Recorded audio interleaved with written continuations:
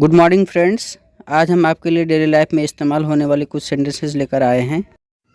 इन्हें बेहतर तरीके से समझने के लिए कुछ एग्जाम्पल लेकर प्रैक्टिस करते हैं।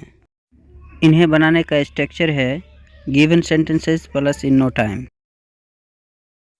देखते ही देखते 10 बज गए थे। It was 10 o'clock in no time. It was 10 o'clock in no time. देखते ही देखते वह वहाँ से गायब हो गया। He vanished from there in no time. He vanished from there in no time. देखते ही देखते शाम हो गई। It's evening in no time. It's evening in no time. देखते ही देखते रात हो गई थी। It was night in no time. It was night in no time. देखते ही देखते वह गायब हो गया। He disappeared in no time. He disappeared in no time. देखते ही देखते वह यहाँ से भाग गया।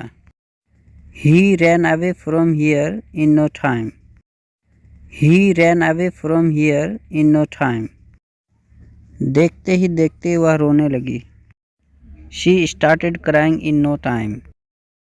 She started crying in no time. देखते ही देखते सब बर्बाद हो गया।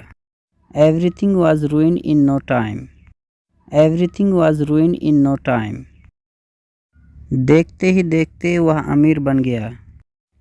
He became rich in no time. He became rich in no time.